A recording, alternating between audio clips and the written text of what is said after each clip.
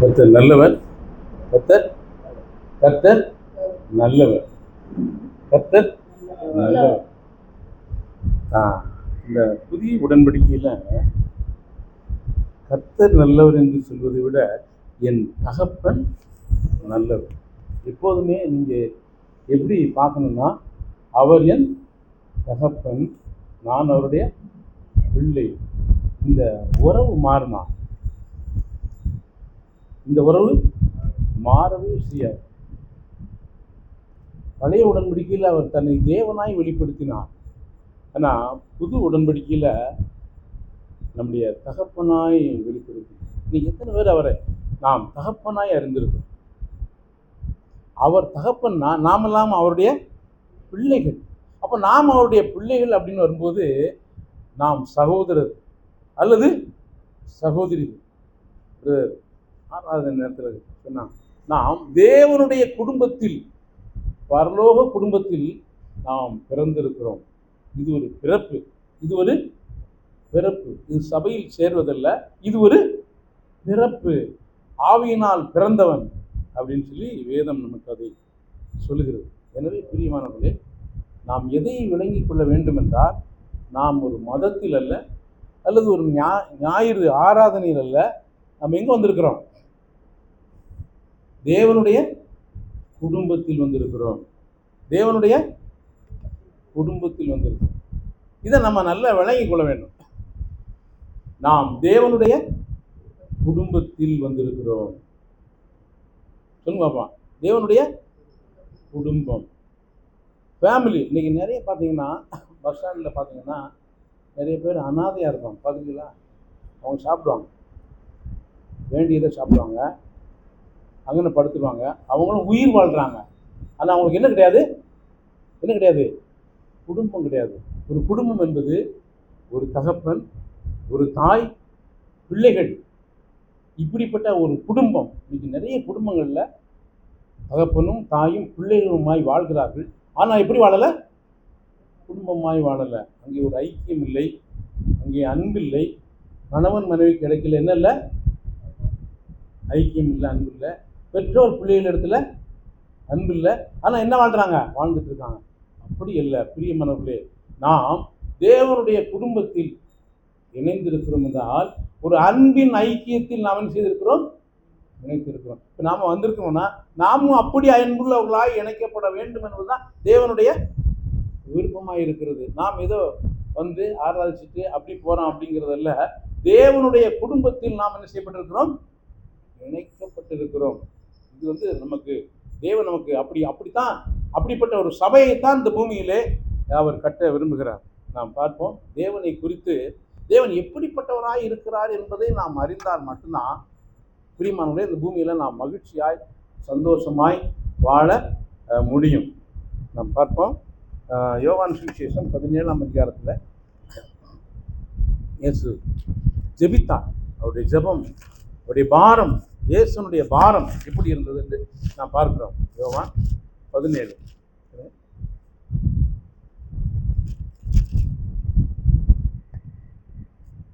3 படிங்க.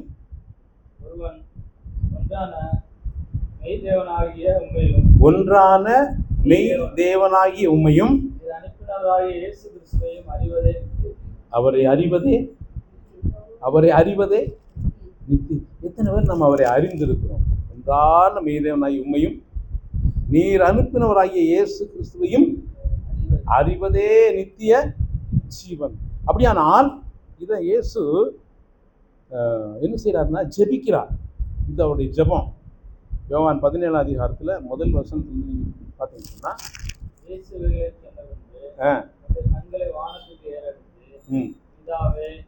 அப்ப பாருங்க, இது என்னது? இயேசுனுடைய ஜெபம். இது ஒரு பிரசங்கம் கிடையாது. இப்போ இயேசுனுடைய இருதயத்தில் இருக்கக்கூடிய, இப்போ நம்ம ஜெபமும் எப்படி இருக்கணும்னா இப்படிதான் இருக்கணும், இல்லையா? இப்படிதான் இருக்கணும். இப்படி இருந்து பாருங்க, உங்க ஜெபம் இப்படி இருக்குன்னு பிதா பார்த்தாருன்னா எப்படி இருக்கும்? இயேசுனுடைய ஜெபம் எப்படி? ஒரு வார்த்தையை நம்ம பார்ப்போம். ஒன்றான மெய் தேவனாகிய உம்மையும் இயேசு கிறிஸ்துவையும் அறிவதே நித்திய ஜீவன். அறிவதே நித்திய ஜீவன். அப்போ ஒவ்வொரு மனுஷனுக்கும் நித்திய ஜீவன் வேணும்னா என்ன செய்யணும்? ஒன்றான மெய் தேவனாகிய உம்மையும் அனுப்பினவராகிய இந்த ரெண்டு பேரையும் நீங்க அறியும் போது நமக்கு என்ன கிடைக்குது? நித்திய ஜீவன் கிடைக்குது. இப்போ இன்னைக்கு உலகத்துல மனுஷன் எதையெல்லாமோ தேடி அழைக்கிறான். எதை தேட விரும்பல? நித்திய ஜீவனை இழந்து நிற்கிறான். நீங்களும் நானும் நித்திய ஜீவன் உள்ளவர்களாய் இந்த பூமியில வாழும்படிக்கு, நித்திய ஜீவனுக்கு பங்குதாரராய் மாறும்படிக்கு கர்த்தர் நம்மை அழைத்திருக்கிறார், தெரிந்திருக்கிறார், முன்குறித்திருக்கிறார். ஆமென், ஆமென். மிக முக்கியமானது, நான் பேங்க்ல எம்டியா இருக்கிறேன். எனக்கு அது மேன்மையா? எப்படி? அல்லது நான் ஒரு டிஆரா இருக்கேன், அது மேன்மையா? மேன்மை இல்லை. நான் தேவனுடைய குடும்பத்தில் இருக்கிறேன், நான் நித்திய ஜீவனை பெற்றிருக்கிறேன். இதுதான் என்னுடைய மேன்மை. உங்களோடு கூட நான் தேவனை ஆராதிக்கும்படி, தேவனை மைமைப்படுத்தும்படி, தேவனை வெளிப்படுத்தும்படி நான் இருக்கிறேன். அதுதான் எனக்கு மேன்மை. பிரியமானவர்களே, எனக்கு வேற மேன்மையே இல்லை. அதெல்லாம் பவுல் சொல்வார், எல்லாம் குப்பை. உலகத்துல எவ்வளவு மேன்மையாய் வாழ்ந்தாலும் எல்லாமே என்னதான்? போய் ஒரு நாள் தெரிஞ்சிடும். சி, வெள்ளியும் பொண்ணும் சி அப்படின்னு சொல்லக்கூடிய நாட்கள் வரும். ஆனால் நாம் நித்திய ஜீவனுடையவர்களாய் இந்த பூமியில வாழ்ந்து தேவனை மகிமைப்படுத்த வேண்டும் என்பதுதான் தேவனுடைய இயேசுனுடைய ஜெபம். பாருங்க, எப்படியா என்னைக்காவது நீங்க வீட்டில் போய் இந்த யோவான் 17ஆம் அதிகாரத்தை முழுவதுமா வாசிங்க. இது யாருடைய ஜெபம்? இயேசுனுடைய ஜெபம். இயேசு எத்தனை பேருக்காக ஜெபித்தார்னா, அந்த 11 பேருக்காக ஜெபித்தார். அங்கே யூதாஸ் காரியத்து கிடையாது. யூதாஸ் காரியத்து அதுக்கு முன்னாடியே போயிட்டான். அப்போ அந்த 11 பேருக்காக ஜெபித்த ஜெபத்தில் என்ன சொல்றாரு? ஒன்றான மெய்தேவனாகி உம்மையும் நீ இயேசு கிறிஸ்துவையும் அறிவதே நித்திய ஜீவன். அப்போ எந்த அளவுக்கு நாம் அவரை அறிந்திருக்கிறோம்? ஒவ்வொரு நாளும் ஃபாதர் பாடுவார், இன்னும் உம்மை அறியணுமே. அப்போ அறிவு கட்டாத அந்த அன்பை அறிந்து கொள்ள வேண்டும் என்று பவுல் எழுதினார். எனவே நம்முடைய வாழ்க்கையில பிதாவையும் இயேசு கிறிஸ்துவையும் அறிந்து கொண்டே இருக்க வேண்டும். அப்படி அறிந்து கொண்டு இருக்கும்போது உங்க வாழ்க்கையில மகிமையின் மேல் மகிமை அடைந்து நீங்கள் மறுரூபப்படுவீர்கள். நாம் மறுரூபப்பட முடியும். அவர் எந்த அளவுக்கு நீங்கள் அறிந்து கொண்டிருக்கிறீர்களோ அந்த அளவுக்கு உங்க வாழ்க்கையில் என்ன உண்டாகும்? சிந்தையில மாற்றம் உண்டாகும், இருதயத்துல மாற்றம் உண்டாகும், உங்களுடைய வார்த்தையில மாற்றம் உண்டாகும், உங்கள் நடக்கையில மாற்றம் உண்டாகும். ஏன்? நீங்கள் அவரை அறிந்திருக்கிறீர்கள், இயேசுவை அறிந்திருக்கிறீர்கள். இப்படி நாம் இதை அறிய அறிய அறிய நம்முடைய வாழ்க்கையில் என்ன உண்டாகும்? எல்லா விதத்திலும் பிரியமானவர்களே மாற்றம் உண்டாகும். யாத்திராகம புஸ்தகம் 33ஆம் அதிகாரம்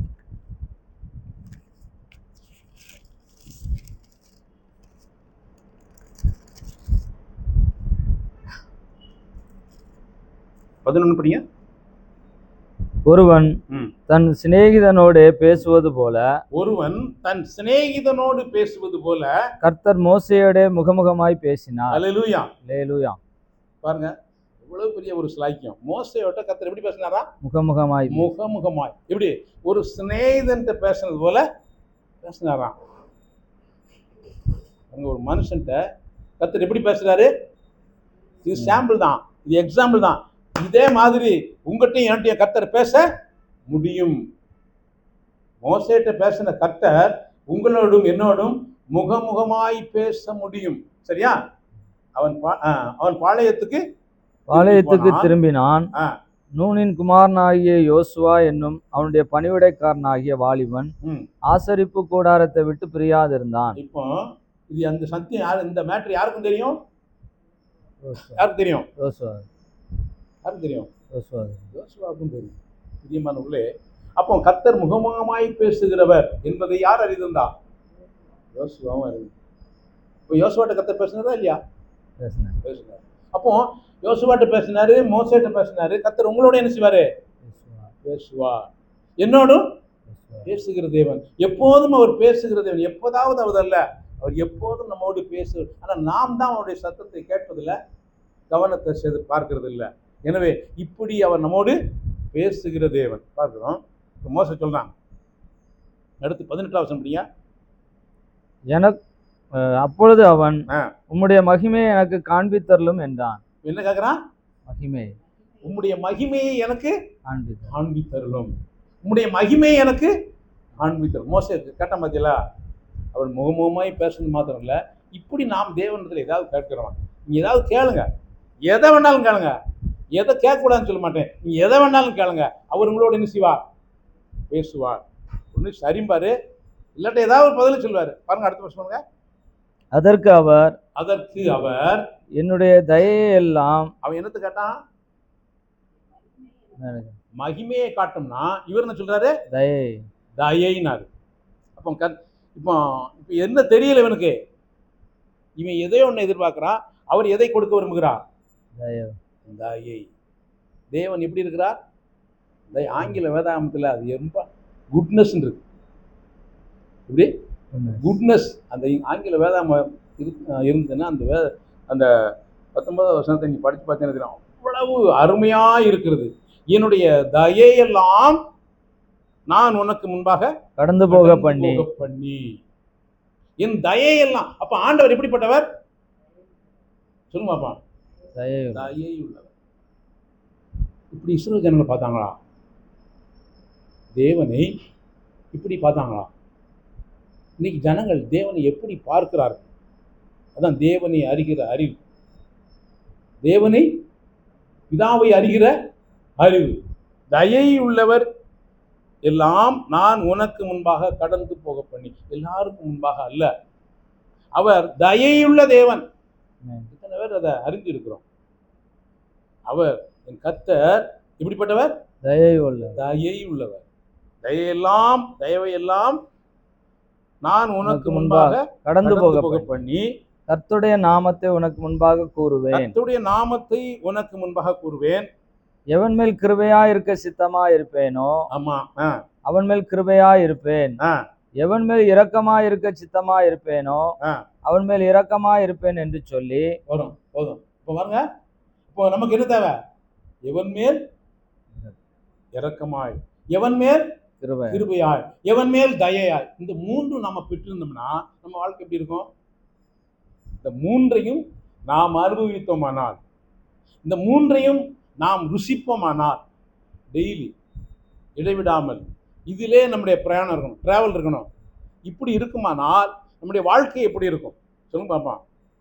அப்படியே அவர் சொல்ல, நான் என்னுடைய தயையெல்லாம் உனக்கு முன்பாக கடந்து போக பண்ணி, என்ன அவருடைய ஆலோசனை அவங்க பேசுறாரு. நான் உனக்கு முன்பாக கடந்து போக பண்ணி கர்த்தருடைய நாமத்தை உனக்கு முன்பாக கூறுவேன். எவன் மேல் கிருபையாய் இருக்க சித்தமாய் இருப்பேனோ அவன் மேல் கிருபையாய் இருப்பேன். எவன் மேல் இரக்கமாய் இருக்க சித்தமாய் இருப்பேனோ அவன் மேல் இரக்கமாய் இருப்பேன் என்று சொல்லி பாருங்க. ஆண்டவர் சொன்னாரு, நான் எவன் மேல கிருபையா இருப்பேனோ அவன் மேல் கிருபை. அப்போ நீங்க ரேஷன் கடையில் போறீங்கன்னு வச்சுக்கோங்களேன், இந்த உலகத்துல எல்லாருக்கும் அந்த ரேஷன் கடைக்குள்ள உள்ளவங்க எல்லாருக்கும் 5000 ரூபா ஃப்ரீ கொடுத்தாங்க. நீங்க போகும்போது என்ன செய்வீங்க? வேண்டிய ஆளுக்கு மட்டும் கொடுக்கட்டும் அப்படின்னு விட்டுருவீங்களா? என்ன செய்வீங்க? உங்களுக்கு ரேஷன் கார்டு இருந்தால் என் கார்டுக்கு வேணும் கேட்பீங்களா இல்லையா? கேட்பீங்களா இல்லையா? இதே மாதிரி தான் இப்போ மோசடிக்கு மட்டும்தான் நீங்கள் இறங்குவீங்களா? இந்த கேள்வி நீங்கள் கேட்டிங்கன்னா புதிய ஏற்பாட்டில் ஒரு சம்பவம் நடக்கும். ஏசுவார், நான் ஒரு காணானிய ஸ்திரீ போய் நிற்கும்போது அவர் சொல்லுவார், நான் பிள்ளைகள் சாப்பிடட்டும், நாய்க்குட்டிக்கு போடுறது நல்லது இல்லாமல். அப்போ அவர் சொல்லுவா, மேதையிலிருந்து விழுக்கும் துணிக்கு நாய் தின்னு பிழைக்குமேப்பா. உடனே என்ன செய்வார்? விசுவாசித்தவளை நீ பாருங்க, தேவன் இப்படி இருக்கிறார். இப்படி கேட்கணும் நம்ம, சும்மா ஏதோ அப்படி. அப்போ ஆண்டவர் சொல்லிட்டாரு, இவன் மேல் கிரமமாக இருப்பாரோ அவனுக்கு இருப்பாரு, இவன் மேல் இறக்கமாக இருப்பாரோ அப்படின்னு எழுதிட்டாரு.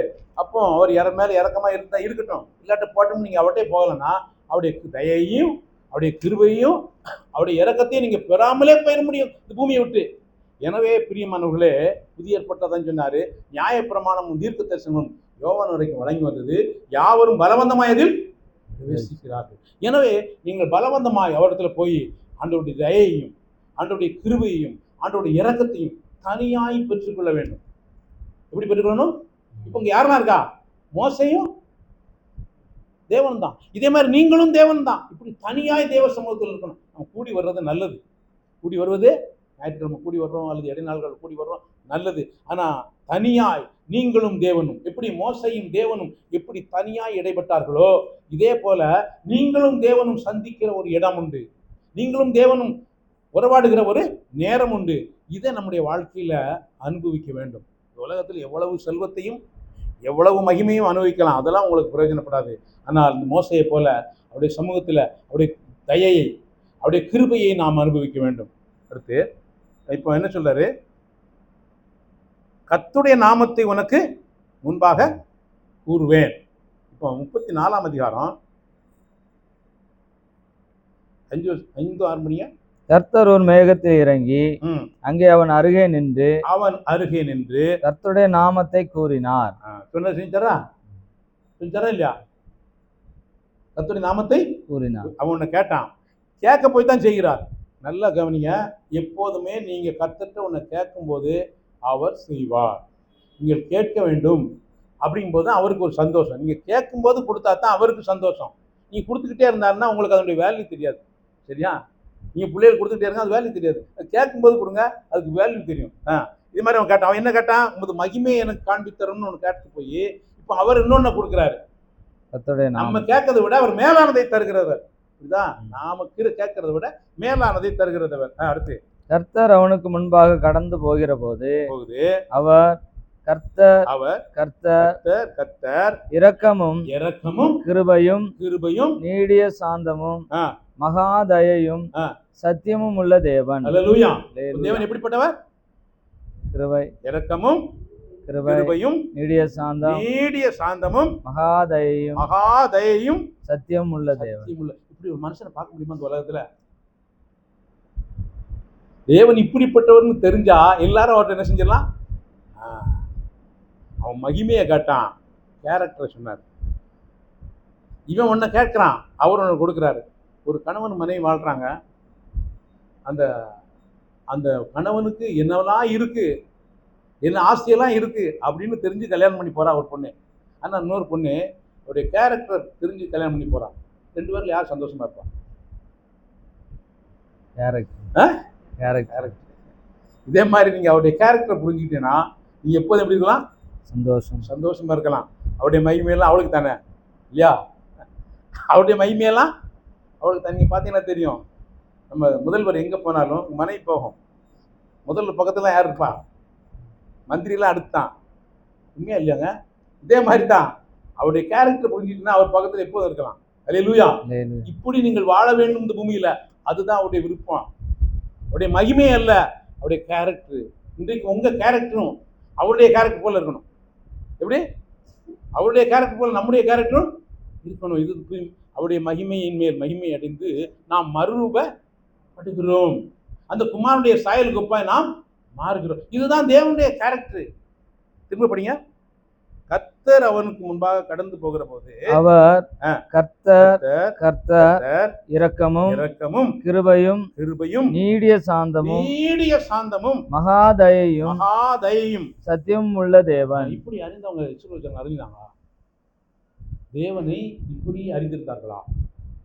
இன்னைக்கு எத்தனை பேர் தேவனை அவருடைய தகப்பனாகவும் அவருக்கு இந்த கேரக்டர் தான் இருக்கு அப்படின்னு நம்ம அவர்கிட்ட என்ன செய்யலாம்? எப்போதும் போகலாம். அவரே சொன்னதுங்க, இது வேற யாரும் சொல்லலை.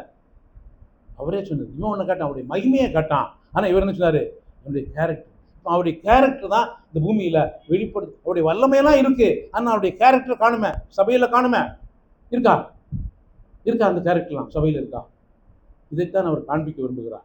இந்த பூமியில் அதைத்தான் எஸ்டாப்ளிஷ் பண்ண விரும்புகிறார். அவருடைய வார்த்தையில் அந்த பூமியை உண்டாக்க முடியும், ஒருத்தன் சோமாக்க முடியும். எப்படி? எழுந்து நட அப்படின்னா அவன் நடந்து போக முடியும். பிரியமானவர்களே, இறையாதானே அதெல்லாம் அவர் செய்ய முடியும். ஆனால் அவருடைய கேரக்டர் எங்கே? இன்னைக்கு அற்புதம் நடக்கு, சபையில் அதிசயம் நடக்கு, எல்லாம் நடக்கு, ஆனால் அந்த கேரக்டர் இருக்கா? அன்று அதைத்தான் பார்க்குறார். நாத்துமா இச்சித்த முதல் அறுப்பின் கனி இல்லையே.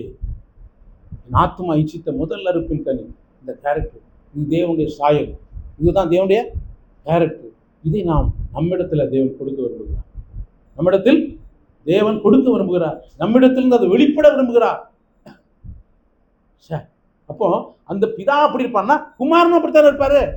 அவர் பிதாவை ஒருவனும் ஒரு காலும் கண்டதில்லை. அவருடைய மடியில் இருக்கிற ஒரே பேரான குமாரனே அவரை வெளிப்படுத்தினார். அவரை வெளிப்படுத்தத்தான் இந்த பூமிக்கு வந்தார் இயேசு. 2 காரியம். பிதாவை வெளிப்படுத்த வேண்டும், பிதாவுடைய அன்பை வெளிப்படுத்த வேண்டும், அடுத்தாப்புல நாம பிதாவிடத்தில் கொண்டு போய் சேர்க்க வேண்டும். நரகத்திற்கு வந்தாரு, ரட்சிக்கிறதற்கே வந்தார். பிரியமானவர்களே, இதை நாம் விளங்கி கொள்ள வேண்டும். சரி, இப்படிப்பட்ட நல்ல தேவனை நாம் அறிந்திருக்க வேண்டும். சரியா? தேவனை குறித்த அறிவு இன்னைக்கு ஜனங்களுக்கெல்லாம் தப்பா இருக்கு. அவர் ரொம்ப இந்து கோயிலில் வச்சிருப்பாங்க தெரியுமா, அருவாளையும் ஈட்டி வச்சுருக்க மாதிரி. அவர் அப்படி இல்லை. அவர் இப்படிப்பட்ட கேரக்டர் உடையவர். அவர் என் தகப்பனாய் இருக்கிறார், இவர் என் தேவனாய் இருக்கிறார், இவர் என் ஆண்டவராய் இருக்கிறார், இவர் என் ரட்சகராய் இருக்கிறார். இதைத்தான் பேதுரு சொல்வாரு. 1 பேதுரு 2ஆம் அதிகாரம் 1ஆம் வசனம் படியும். 1 பேதுரு 2ஆம் அதிகாரம். இப்படி இருக்க கர்த்தர் தயை உள்ளவர் என்பதை நீங்கள் ருசி பார்த்தது உண்டானால். எது தயை உள்ளவர்? கர்த்தர் தயையுள்ளவர் என்பதை ருசி பார்க்க. அப்போ அது என்ன செய்ய முடியும்? ருசிக்க முடியும். கர்த்தர் நல்லவர் என்பதை ருசித்து பாருங்கள். இந்த டேஸ்ட்டை யாருமே பண்றது கிடையாது. ஐயா, அனுபவிக்கிறது கிடையாது. இதெல்லாம் அனுபவிக்கிறது, இது பிரசங்கிக்கிறது கிடையாது. இது என்ன செய்யுது? இது என்ஜாய் பண்ணுறது. சாக்லேட்டு, ஐஸ்கிரீம் போல் இது என்ஜாய் பண்ணுறது. பிரியாணி மாதிரி நம்ம என்ஜாய். கர்த்தர் நல்லவர் என்பதை அதுக்கு தான் நாக்கில் ருசி வச்சுருக்காரு. நாக்கில் ருசி இல்லாமல் வச்சுருந்துக்கலாமா இல்லையா? கை மாதிரியே. ஆனால் அங்கே என்ன வைக்காரு? நாக்கில் சுவையெல்லாம் இது ருசிக்கிறது போல நீ கர்த்தரை ருசிக்க வேண்டும். கர்த்தரை ருசி பார்க்க முடியும். இல்லாட்ட ருசி பார்க்குற வார்த்தையை யூஸ் பண்ணவே முடியாது. ருசிக்கு நாக்குக்கு மட்டும்தான் இருக்குமே தவிர வேற எங்கேயுமே ருசியே கிடையாது. எனவே நீங்களும் நானும் கர்த்தரை ருசி பார்க்க முடியும். இப்படி நாம் கர்த்தர் தயை உள்ளவர் என்பதை நீங்கள் ருசி பார்த்தது உண்டானால் அது உண்டானால் அங்க நீ அந்த இடத்துக்கு வந்தா மட்டும்தான், அந்த இடத்துக்கு வந்தா மட்டும்தான் சகல துர்க்குணத்தையும், சகலவித கபடத்தையும், வஞ்சகங்களையும், பொறாமைகளையும், சகலவித புறங்கூறுதலையும் ஒழித்து விட்டு. அப்போ இங்க ருசினா இதெல்லாம் போயிடும். கரெக்டா? நல்ல பிரியாணி சாப்பிடுவீங்க. நல்ல பிரியாணியை முட்டை சாப்பிட்டாச்சுன்னா இன்னொருத்தர் சாப்பாடு வச்சுருந்தா கொடுக்க முடியும். சாப்பிடுமா? விளையாட்டு சாப்பிடுமா? சாப்பிடவே மாட்டோம். நாம் சாப்பிட்டுக்கிறது என்னது? பிரியாணி. வயிறு நிறைய சாப்பிட்டாச்சு. அப்போ கர்த்தர் தயை உள்ளவர் என்பதை நம்ம ருசி பார்த்துட்டோம்னா நம்ம அங்கே போக வேண்டிய அவசியமே இல்லை. இப்படித்தான் தேவன் தம்முடைய பிள்ளைகளை நடத்த விரும்புகிறார். நீ பொறாமப்படாத. நோ நோ நோ, நீ கர்த்தருடைய அன்பை ருசி, கர்த்தருடைய தயையை ருசி, தேவனுடைய தயையை ருசி. அதான் சொன்னார், என்னுடைய ஜெப வீட்டில் அவர்களை என்ன செய்வேன்? மகிழ பண்ணுவேன். இங்க மகிழ்ந்தாம்னா இன்னொரு மகிழ்ச்சியை தேடி போக மாட்டான். சும்மா கூட ஏன் போறான்? எப்படி இங்க அந்த அதை விட மேலான ஒரு இன்பத்தை, பேரின்பத்தை இவங்க அங்க அனுபவிக்கிறான். பிரியமானவர்களே, இங்க அனுபவிக்கிறதுனால இன்னொன்றை விட்டு விடுகிறான். குடிக்க ஏன் போறான்? தேவனுடைய அன்பை அவன் அறியல, அந்த மகிழ்ச்சியை அறியல, அதனால அங்க போறான்.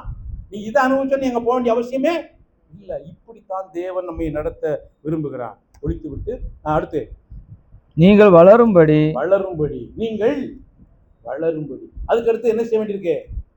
வளரணும். என்ன தெரியுமா? மைண்ட்ல வளரணும், மனதுல வளரணும், ஆவியில வளரணும், தேவனை குறித்த அறிவுல வளரணும். நம்ம வளராம இருந்தோம்னா ஒரு பிள்ளை எப்படி இருக்கும்? ஒரு 2 வயசு இருக்கு, அந்த 2 வயசு போய் உடம்பு மட்டும் வளருது, ஆனா அறிவு என்ன செய்யல. நீங்க நிறைய பேர் அப்படித்தான் இருக்கான். ஆள் வளர்ந்துட்டாங்க, என்ன வளரல? சினிமாவோட பாடினா ஆளும் வளரணும், அறிவு வளரணும். பிரியமானவர்களே, நாம் தேவனை அறிகிற அறிவில் என்ன செய்யணும்?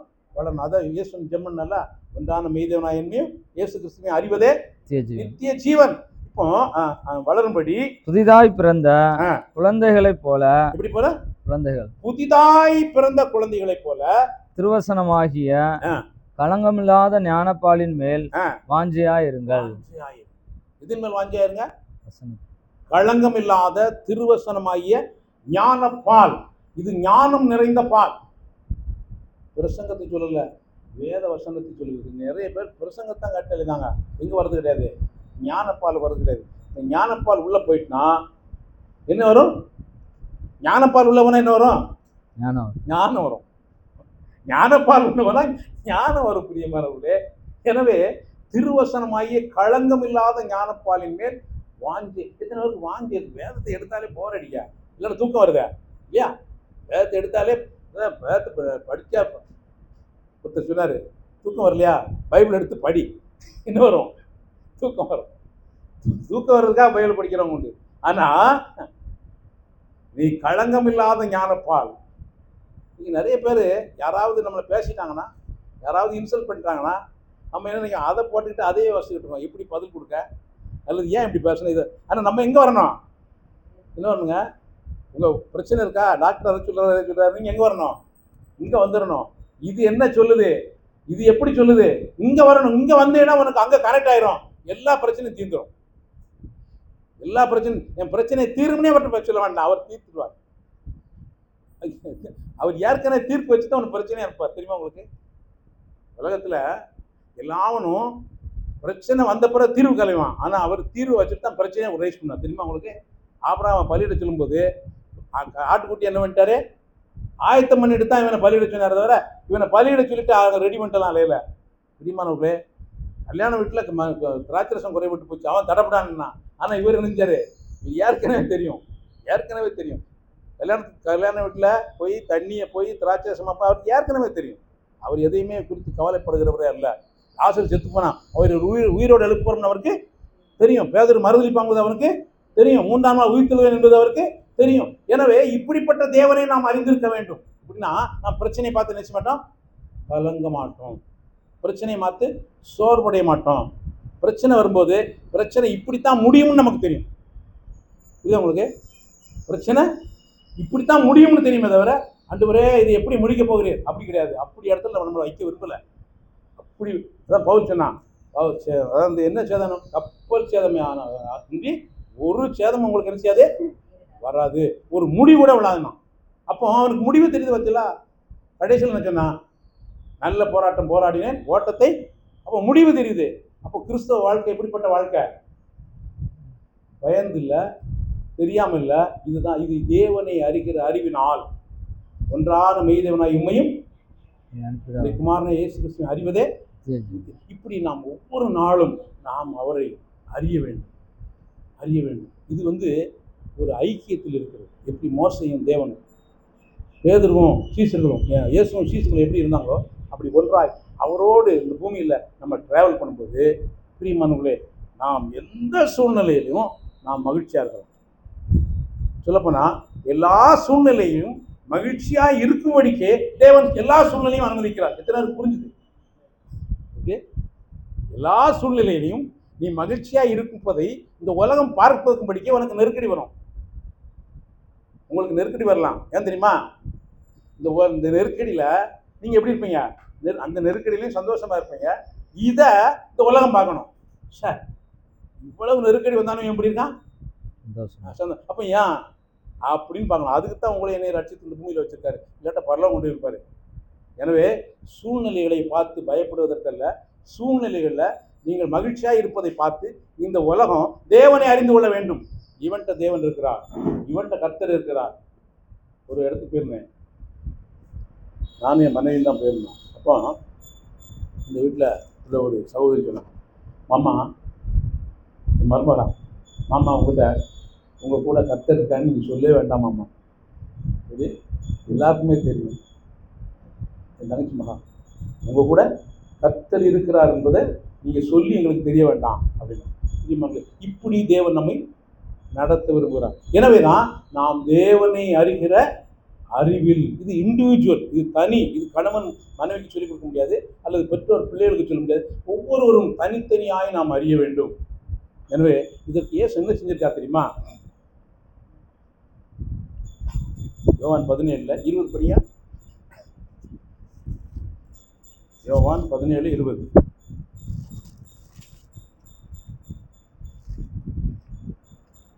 நான் இவர்களுக்காக வேண்டிக் கொள்ளுகிறதும் அல்லாமல், நான் இவர்களுக்காக வேண்டிக் கொள்ளுகிறதும் அல்லாமல். யாருக்காக ஜெபம் பண்ணிருக்காரு? அந்த 11 பேருக்காக ஜெபம் பண்ணிருக்காரு. அந்த ஜெபம் கரெக்டா? இவர்களுடைய வார்த்தையினால் என்னை விசுவாசிக்கிறவர்களுக்காகவும் வேண்டிக் கொள்ளுகிறேன். இந்த ஜெபத்துல என் பேர் இருக்குன்னு நான் சொல்றேன். எத்தனை பேர் சொல்ல முடியும்? ஹல்லேலூயா. ஜெபத்துல யார் பேர் இருக்கு? என்னுடைய பேர், என் பேர் இருக்கு சார். எனக்காக ஒரு ஜெபம் பண்ணியிருக்காரு. உண்மையா இல்லையா? இவருடைய வார்த்தையினால் என்னை விசுவாசிக்கிறவர்களுக்கு, அப்ப நம்ம என்னதான் எதிர்பார்க்காரு? ஃபெய்த் மட்டும்தான். அவர் என் தகப்பன் அப்படிங்கிறது தான் ஃபெய்த். தேவன் என்னுடைய தகப்பன், இயேசு எனக்கு சகோதரன். சரியா? இந்த இந்த இந்த இந்த விசுவாசம் வந்துட்டுனா நீ அசைக்கப்படவே முடியாது. விசுவாசிக்கிறவன் பதறான், முதல்ல என்ன செய்ய மாட்டான்? பயப்பட மாட்டான். விசுவாசிக்கிறவன் பயப்பட மாட்டான், பதறான் அப்படின்னு இருக்கு. இதோ அஸ்திபாரமாக கல்லை நான் சீயோனில் வைக்கிறேன், அது பரீட்சிக்கப்பட்டது, அது விலையேறப்பட்டது, அது திட அஸ்திபாரமானது.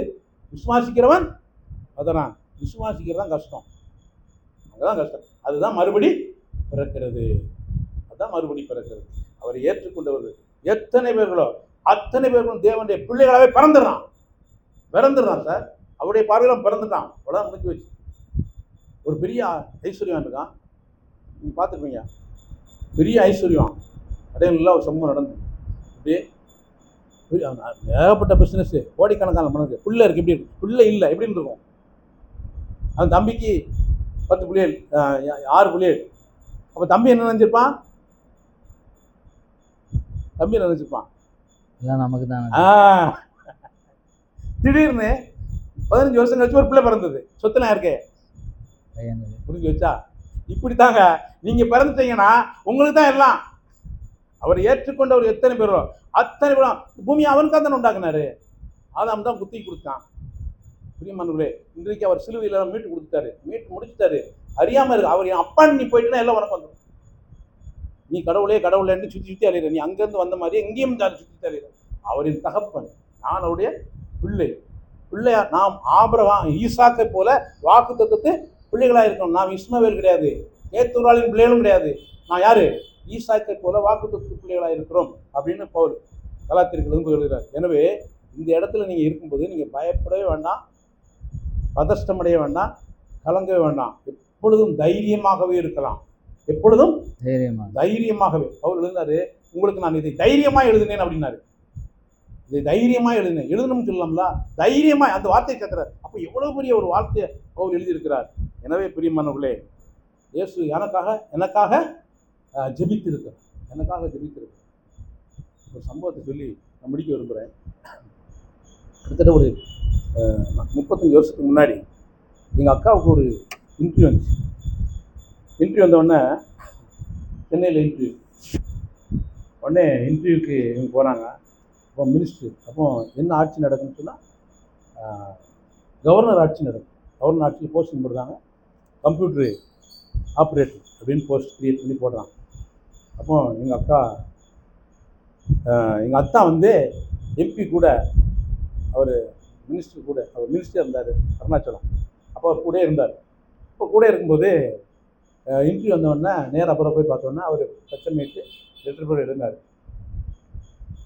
டியர் அண்ணாச்சி அப்படின்னு சொல்லி செக்ரட்டரி எழுதுகிறார். அண்ணாச்சி, இவர் உறவினர், இவங்களுக்கு நீங்கள் என்ன செய்யணும், இதெல்லாம் நீங்கள் போஸ்டிங் போடணும்னு சொல்லி பச்சைமேட்டில் எழுதி கைது போட்டு எனக்கு நெருங்கிய உறவினர்னு எழுதினார். அதனால் இந்த லெட்டரை வாங்கி வச்சுட்டு வேறு யாருக்கும் போஸ்டிங் பண்ண முடியுமா? அதே போட முடியாதுன்னா இந்த வேதத்தில் எழுதினதை வேற என் போஸ்டிங் போட முடியும்? அவருடைய பிள்ளைகளாக முடியும். அதிகாரத்தை கொடுத்தாரு, உரிமையே இல்லை, அதிகாரமே வந்துருச்சு. நம்ம அதிகாரமே தெரியாமல் அழைத்தோம். சரியா? எனவே உங்களுக்கு அதிகாரம் கொடுக்கப்பட்டிருக்கிறது என்பதை நீங்கள் அறிந்து கொள்ள. சிறுபிள்ளையாக இருக்க வரைக்கும் அதிகாரம் தெரியாது. இன்னைக்கு வளர்கிறாரா அவனுக்கு என்ன செய்யும்? அதிகாரம் தெரியும். இப்படிப்பட்ட அதிகாரத்தை கர்த்தர் நமக்கு கொடுத்திருக்கிறார். இதற்குத்தான் ரத்தம் சிந்தினார். எங்கே ரத்தம் வருதோ, சம்பந்தம் வருதோ, அங்கே எல்லாமே ஆட்டோமேட்டிக்காக நடக்கும்.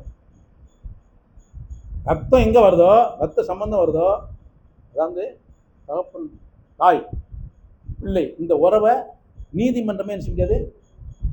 கணவனும் மனைவியும் பிரிச்சிடலாம், ஆனால் பிள்ளைய பிரிக்க முடியாது. இப்படிப்பட்ட ஒரு பந்தம் சிலுவையில் நடந்தது. அல்லேலூயா. அதனால தான் பவுல் சொன்னார், சிலுவையை குறித்து அல்லாமல் வேறொன்றை குறித்து நான் மேன்மை பாராட்ட மாட்டேன் என்று சொன்னார். எனவே பிரியமானவர்களே, இப்படிப்பட்ட ஒரு மேலான வாழ்க்கையை கர்த்தர் நமக்கு தந்திருக்கிறார். எனவே நாம் தேவனை அறிகிற அறிவில், இயேசுவை அறிகிற அறிவில் ஒவ்வொரு நாளும் வளர கர்த்தர் நமக்கு கிருபை செய்வாராக. ஒரு வசனத்தை வாசித்து முடிக்க விரும்புகிறேன். யாத்திராமம் ரோமருக்குள்ள இருந்துப்போம், 2ஆம் அதிகாரம் 4ஆம் வசனம். பண்ணிங்க. ரோமர் 2:4. ரோமர் 2:4.